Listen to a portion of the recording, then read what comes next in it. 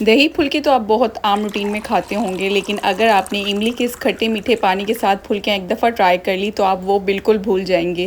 बिस्मिल्लाहिर्रहमानिर्रहीम, अस्सलाम वालेकुम, welcome to my YouTube channel Ayesha's kitchen. आज मैं आपके साथ शेयर करने जा रही हूँ बेसन की बहुत ही मज़ेदार नरम नरम फुल्कियों की रेसिपी। इसके लिए हम लेंगे 2 कप बेसन, उसके साथ ही हम इसके अंदर ऐड कर देंगे 1 टेबलस्पून नमक का, और बेकिंग सोडा आपने आधा टीस्पून आपने ऐड करना है, और उसके साथ ही अजवाइन ऐड कर देंगे क्रश करके हाथ की मदद से, हाफ़ टी स्पून।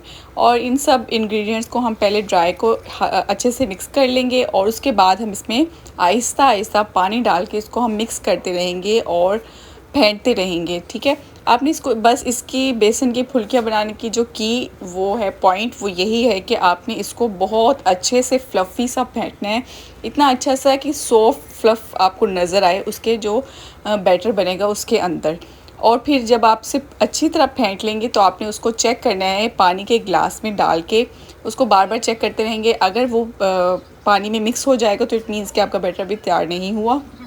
जब वो ऊपर स्ट्रे करेगा पानी के ऊपर तो वो अच्छे से तैयार हो चुका होगा।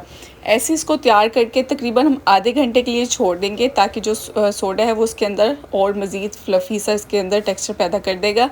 और अब हमने ऑयल ले लेना है एक पैन के अंदर। आपने ऑयल को ज़्यादा गर्म नहीं करना, मीडियम फ्लेम पे आपने इसको हल्का सा हीट देना है। उसके बाद आपने इसके अंदर भले ऐड करने हैं। अगर आप हाई फ्लेम पे उसको बनाएंगे तो वो बाहर से सख्त हो जाएंगे और अंदर से वो कच्चे ही रहेंगे, इसलिए आपने इसको मीडियम फ्लेम पे ही पकाना है।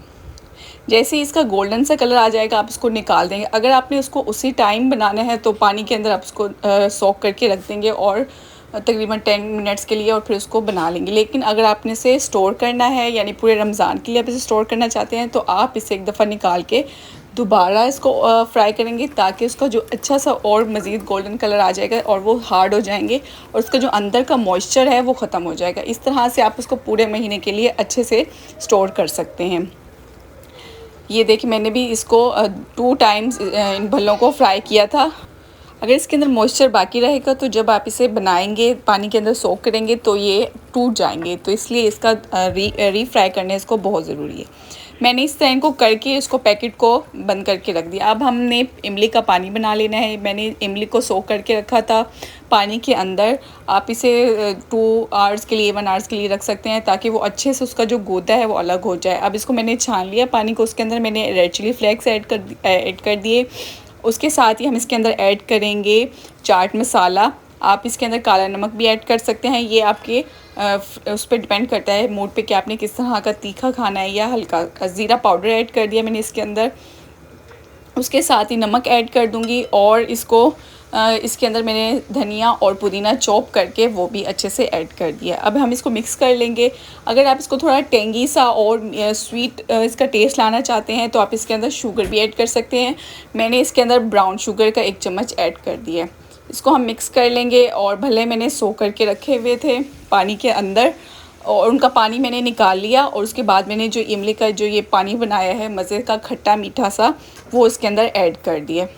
उफ़, इतने देखने में इतने मज़े के लग रहे हैं। ये आपने ये रेसिपी ज़रूर ट्राई करनी है। कुछ लोगों को दही वाले भले ज़्यादा मज़े के लगते हैं फुल्कियाँ, और कुछ इस तरह से मज़े के इमली वाले पानी में भी बना के खाना पसंद करते हैं। तो ये मैंने आपके साथ आसान सी इमली के पानी में फुल्कियों की रेसिपी शेयर की है।